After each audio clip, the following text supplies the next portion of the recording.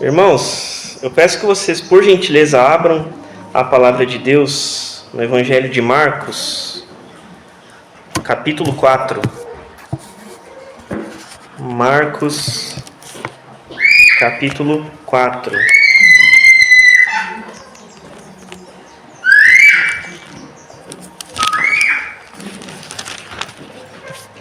Evangelho de Marcos, capítulo 4.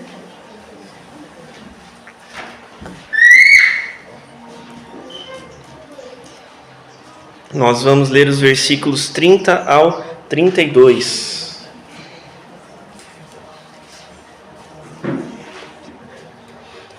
Marcos, capítulo 4. Marcos, capítulo 4, versos 30 a 32, acerca da parábola do grão de mostarda. Se você puder acender de novo, por favor, te agradeço. Obrigado. Então, muito bem. Marcos, capítulo 4, versos 30 a 32. Nós vamos refletir um pouquinho hoje sobre a parábola do grão de mostarda.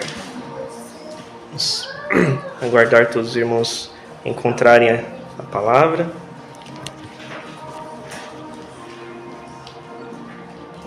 Amém. Vamos ler então, a partir do versículo 30. A palavra nos diz o seguinte, está sendo projetado ali também. Disse mais Jesus: a que assemelharemos o reino de Deus? Ou com que parábola o apresentaremos? É como um grão de mostarda, que quando é semeado, é a menor de todas as sementes sobre a terra. Mas, uma vez semeada, cresce e se torna maior do que todas as hortaliças, e deita grandes ramos, a ponto de as aves do céu poderem aninhar-se à sua sombra. Amém? Vamos orar mais uma vez em nome de Jesus. Pai, nós te agradecemos, Senhor, pela Tua palavra, porque a Tua palavra é viva, a Tua palavra, conforme ela mesma fala sobre ela mesma, ela testifica acerca dela mesma, ela é eficaz, ela é mais penetrante do que uma espada de 2 gumes, porque a espada ela pode penetrar apenas a carne, mas a palavra do Senhor, que é tal como uma espada, ela sonda até o mais íntimo do nosso ser, os nossos pensamentos, as nossas intenções, ó Pai, todo o nosso coração. Essa é a Tua palavra, ela é apta para isso. E nós estamos com ela aqui diante de nós agora e pedimos que o Senhor nos ajude a compreendê-la, Senhor. Nos ajude a entender o que o Senhor quer nos dizer, Pai, nesta manhã. Em nome de Jesus, fala conosco, porque cada um de nós, Teus servos, Te ouvimos, Senhor. Em nome de Jesus, e me ajuda também nesta hora, Senhor. Pai, eu sou completamente dependente do Senhor, eu preciso do Senhor para compartilhar, para comunicar esta palavra com os meus irmãos. Que o Senhor me ajude nesta hora, eu preciso de Ti. Espírito Santo, me ilumina, me capacita, por favor, Deus. Eu dependo de Ti. Em nome de Jesus e para a Tua glória, nós oramos e agradecemos. Amém e amém. Glórias a Deus.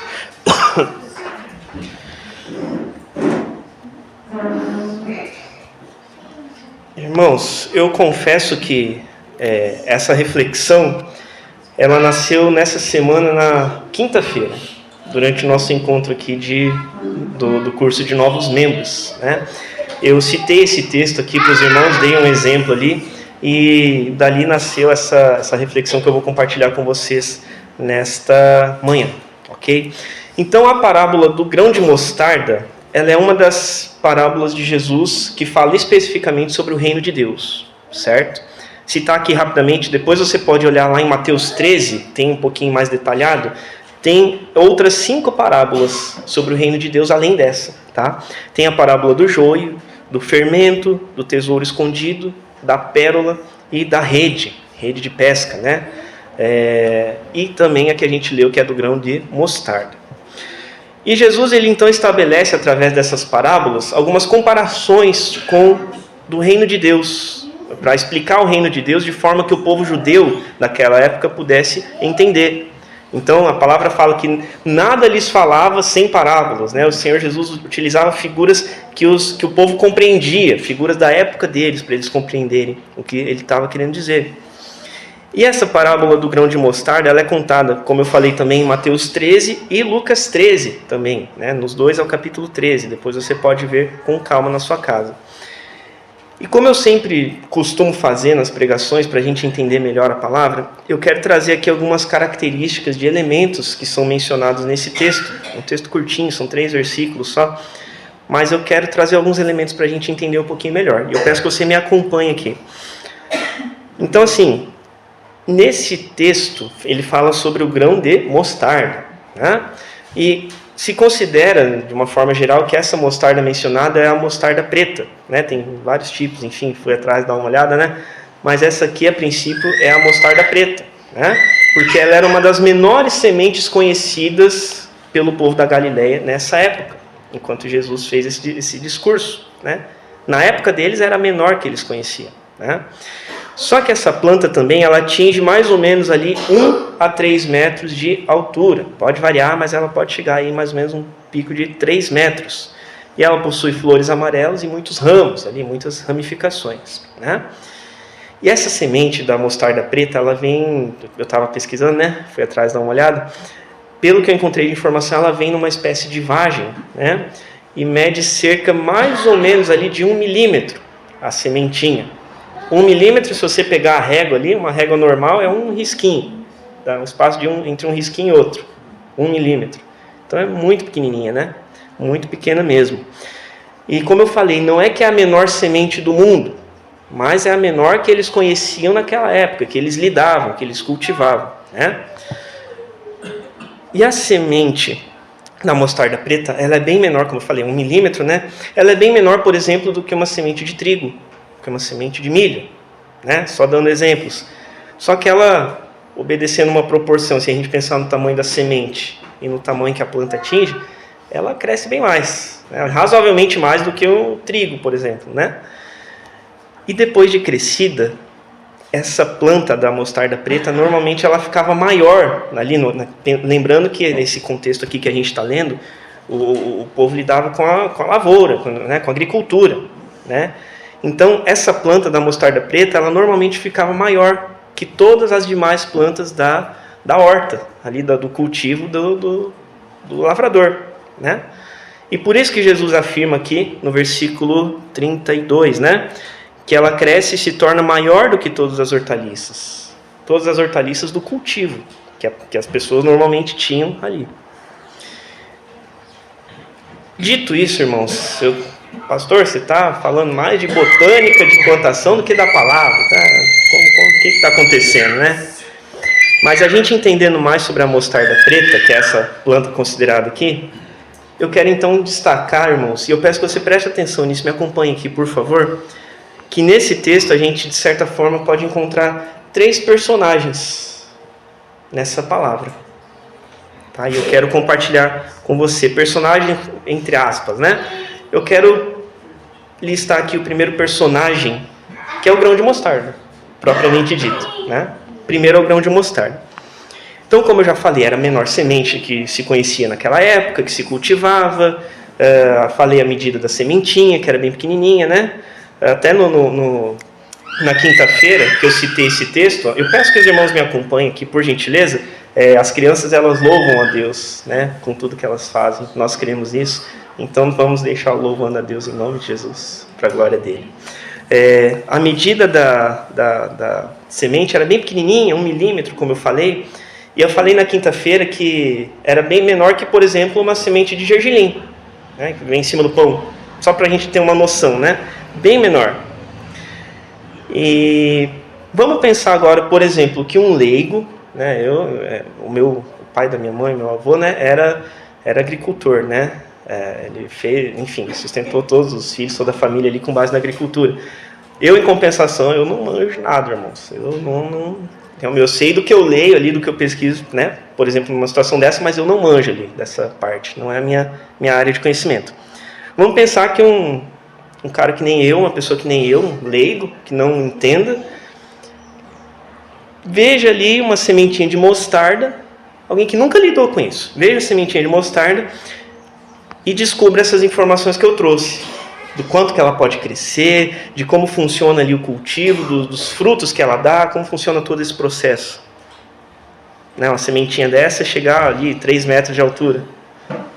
Pelo menos uma reação que eu imagino que seria minha como leigo, se eu né, sabendo da primeira vez disso, eu acho que seria no mínimo de surpresa.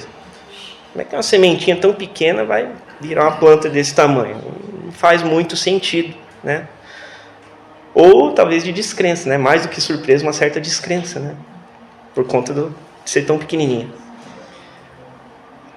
Mas esse primeiro personagem que eu falei, personagem entre aspas, esse grão de mostarda, talvez seja algum de nós aqui hoje. Talvez o grão de mostarda seja um de nós, talvez eu, talvez você que está me ouvindo agora. Talvez muitos de nós se vejam como essa semente de mostarda. Pequeno. Menor de todos. Talvez muitos de nós se vejam como essa semente de mostarda, talvez tendo menos importância. Aquele que não tem crédito. Aquele que ninguém dá nada. Aquele que ninguém acredita que vai dar um resultado bom. Semente tão pequena, 1 milímetro. Que potencial que tem essa semente? Talvez algum de nós nessa manhã aqui seja esse grão de mostarda, ou se enxergue como esse grão de mostarda. E o texto ainda ele faz questão de falar para a gente que a mostarda ela é de fato a menor de todas as sementes da terra. Está ali no 31, né? É como o grão de mostarda que, quando semeado, é a menor de todas as sementes sobre a terra. A menor que eles conheciam, como eu já expliquei. Então ele enfatiza isso, né? É unânime falar que é a menor de todas as sementes. Todo mundo sabe disso, né? Ali naquele contexto de agricultura.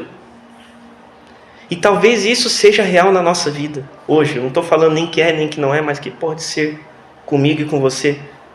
Talvez todo mundo veja a gente como menor. Talvez todo mundo veja a gente como sem importância, como aquele que não tem potencial para nada. Só que talvez alguns de nós que talvez seja esse grão de mostarda, possivelmente seja esse grão de mostarda, a gente ainda não tem entendido ou descoberto a força que há em nós, o potencial que há em nós. E talvez a gente esteja vivendo de fato essa mentalidade de um simples grão de mostarda, de 1 milímetro. Menorzinho, que não tem importância nenhuma. E realmente, o grão sozinho, por si só, ele não faz nada. Deixar o grãozinho aqui, não vai acontecer nada. Certo? Não vai acontecer nada. E pensando nisso, aquele que se sente hoje, possivelmente como um grão de mostarda, ainda não descobriu seu potencial, a força que contém, porque não está onde Deus quer. Não está onde Deus quer. Onde que Deus quer que esteja uma semente, vamos pegar esse exemplo aqui, a semente de mostarda. Em terra boa, em terra fértil, em terra adubada, em terra arada, né? Apta para receber e para frutificar. E se nós nos enxergamos hoje, de repente, talvez alguns de nós, como um grão de mostarda, onde que nós estamos hoje? Onde é que nós estamos hoje? Talvez essa semente de mostarda, esse grão de mostarda, que seja eu e você, a gente esteja sendo semeado em solo duro. Num solo não preparado. E essa semente ali vai perdendo seus nutrientes, vai sendo prejudicada e cada vez mais por estar num local impróprio. Ou ainda talvez essa semente nem tenha sido plantada. E ela alimenta em si hoje um sentimento de inutilidade, de não ter serventia para nada. Não está onde Deus quer que esteja, vem o sentimento de não serve para nada. Sementinha tão pequenininha, vai dar em quê? Mas isso é por estar fora do local apropriado, fora do local que Deus quer. De um solo fértil, não está no solo fértil. se isso acontece, se esse pensamento permeia a nossa mente. Mas, irmão, presta bem atenção, que eu quero te dizer uma coisa. Em nome de Jesus, a semente que cai em boa terra, o que acontece? Frutifica. A semente que cai em boa terra, frutifica.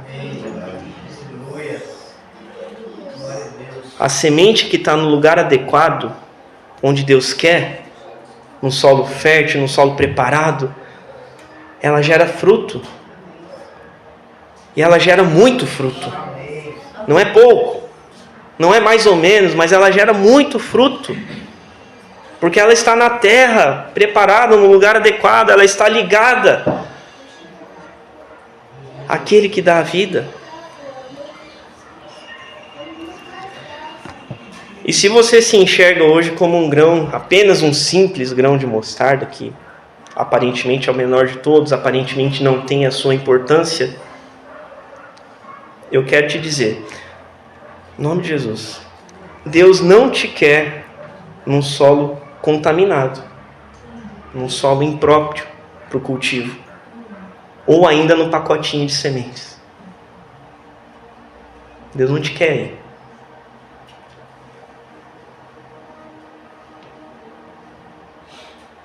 E de uma forma genérica, a gente, eu falei até aqui, Deus quer que a gente esteja num local fértil, numa terra boa, certo? Mas onde que é essa terra boa? Na minha vida e na tua vida? Onde Deus quer que a gente esteja? Eu não posso responder cada um, eu posso responder por mim. Que a gente tenha humildade em nome de Jesus para pedir para o Senhor revelar isso para a gente, para a glória dele. Segundo personagem ou elemento que a gente pode se identificar aqui nesse texto é a hortaliça. A hortaliça, né? É a planta de mostarda, né? Já crescida, né? Quando já brotou, já cresceu e já frutificou, enfim, né?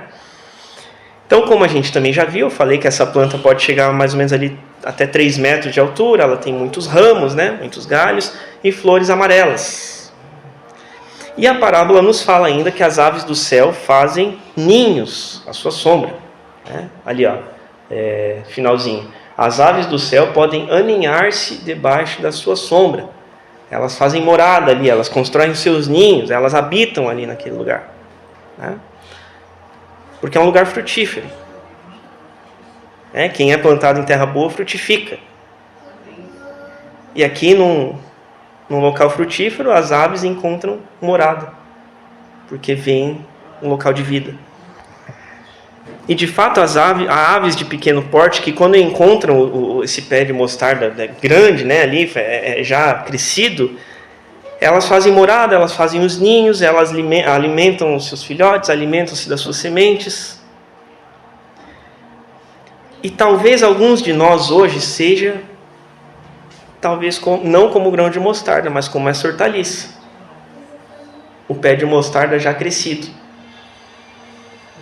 Talvez a gente já passou por essa fase, né, de grão de mostarda, de passar pelo processo de encontrar o lugar que Deus quer que a gente esteja, ser cultivado, ser tratado por Deus, crescer e por fim frutificar. Glória a Jesus. Talvez a gente já passou por essa fase de encontrar o nosso propósito, encontrar o nosso lugar em Deus. E aí eu quero pensar junto com você, né? Aqui o pé de mostarda, vamos colocar assim, né? Ele se torna maior do que todas as outras. E as aves do céu fazem morada ali, elas encontram uma habitação, elas encontram sombra, né? Quer dizer, um refrigério, elas encontram alimento. E pensando nisso, se nós nos identificamos hoje como hortaliça, quais recursos Deus tem nos dado?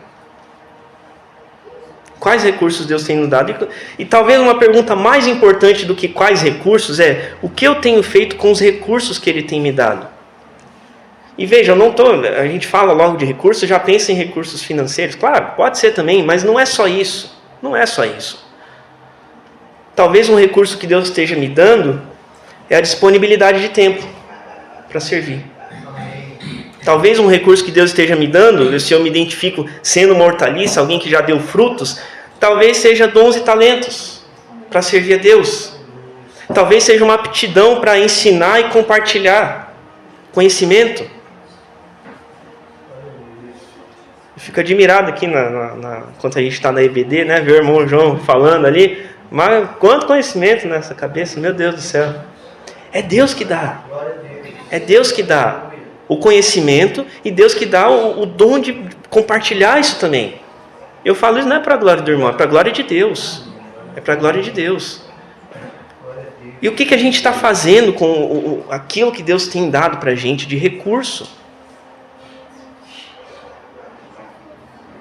Quem eu estou prestando assistência hoje, para quem estou prestando assistência hoje, através dos frutos e recursos que Deus tem me dado? Financeiro, tempo, disposição, enfim, há tantos. Quem que a gente, como alguém que já deu frutos, está? Quem que a gente está ajudando? Quem que a gente está caminhando junto, caminhando a segunda milha?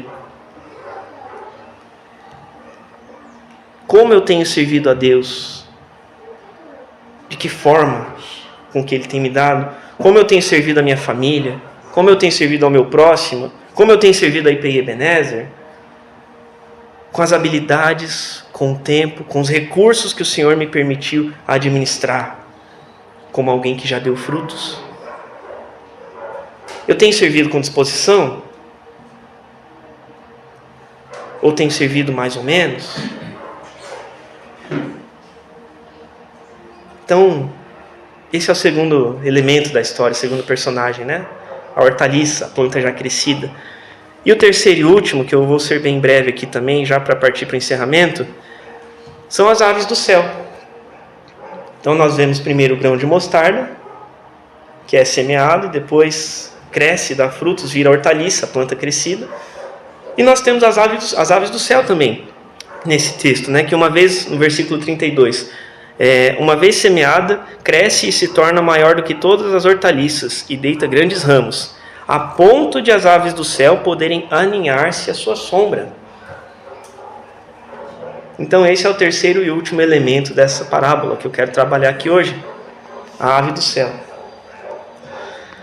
Então a gente já viu que são aves de porte pequeno, que constroem ali os seus ninhos, em meio ao pé de mostarda e tudo mais, né? Se alimentam das sementes, desfrutam da sombra, acham um refúgio, um refrigério ali nessa planta. E como eu falei, eu não vou me delongar, mas eu vou ser bem direto aqui nesse ponto, porque talvez alguns de nós seja como essas aves do céu. Aqueles que estão procurando por um abrigo, por um lugar seguro, por um refrigério, por uma estabilidade. Talvez alguns de nós estejam procurando por um conforto, seja ele qual for, físico, espiritual, emocional. Talvez alguns de nós estejam aqui procurando por consolo. Talvez a gente procure por motivação. Talvez a gente procure por alegria. Assim como essas aves do céu ficam ali sobrevoando e procurando onde podem encontrar morada. E o texto nos diz que em dado momento elas encontram essa hortaliça, encontram o que elas precisam ali. E qual é a nossa necessidade hoje? A necessidade das aves é a morada, é fazer o ninho, é desfrutar da sombra, é ter esse local. E a nossa, a minha e a tua? Ou mais importante do que a nossa necessidade, e nós temos, não é errado colocá-las diante de Deus, muito pelo contrário. Mas mais importante, em quem nós estamos buscando suprir as nossas necessidades? Onde é que a gente tem buscado fazer, ou então já tem feito morada? Buscado refúgio? A gente tem feito que nessas aves do céu, que encontram a hortaliça, o pé de mostarda já tendo dado frutos, flores, um local de refrigério. A gente está buscando assistência, refúgio nesse lugar, fazendo morada nesse lugar, no lugar onde Deus quer, no lugar onde Deus ordenou que nós estejamos. É ali que a gente tem procurado refúgio? Ou então, de repente, nós estamos procurando refúgio, assistência, um refrigério em lugares que não tem nada a ver absolutamente com Deus, com o reino de Deus, com a vontade de Deus.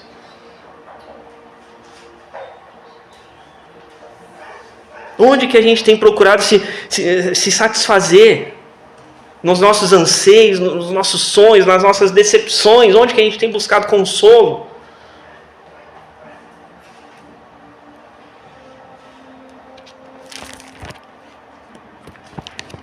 Apenas citar um texto que me veio à mente aqui. Salmo 91, tão conhecido, né? Muitos deixam aberto, né?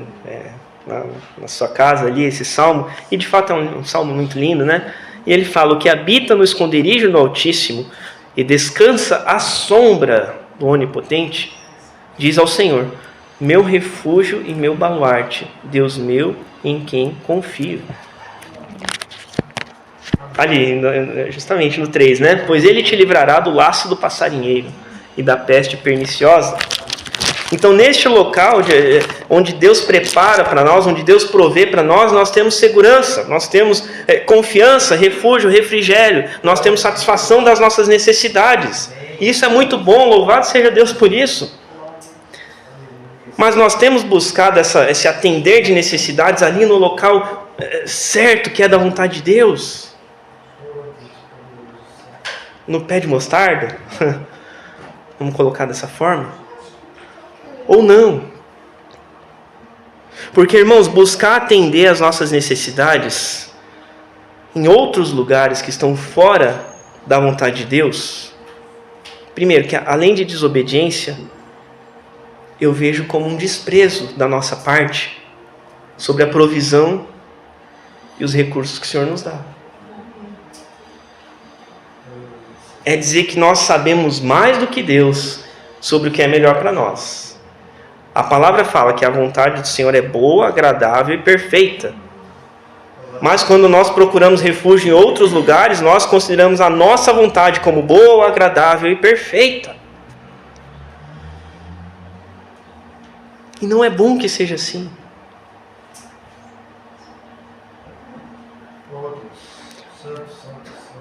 E eu quero encerrar, irmãos, apenas dizendo que em Deus, como nós já bem sabemos, pela palavra, talvez na teoria, ou mesmo já tendo vivido isso, nós sabemos que em Deus todas as nossas necessidades são supridas. Amém? Amém. Glória a Deus. Glória a Deus. São, porque a palavra, aqui ó, a palavra fala, ela não mente. Agora, onde nós estamos buscando suprir cada uma delas? Se nós sabemos que em Deus elas são sustentadas, elas são supridas, nós estamos buscando nele mesmo? Que o Senhor nos revele, se nós não sabemos, e se nós já sabemos, que o Senhor nos movimente, nos inspire a nós mudarmos a nossa trajetória, em nome de Jesus e para a glória dele. Amém? Eu quero orar com você mais uma vez, em nome de Jesus. Pai, nós te agradecemos. Obrigado pela tua palavra, nós declaramos mais uma vez, que é viva, que é eficaz. E Espírito Santo de Deus, eu peço que em nome de Jesus o Senhor ministre, Pai, a mim e a cada um dos meus irmãos, conforme a tua vontade, sobre esta palavra que nós ouvimos, Pai.